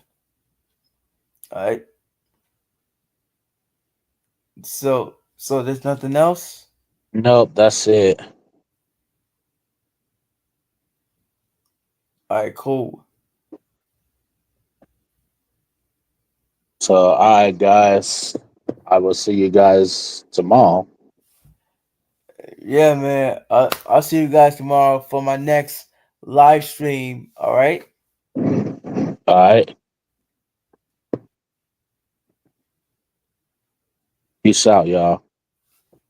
Peace out, man. One. Peace out.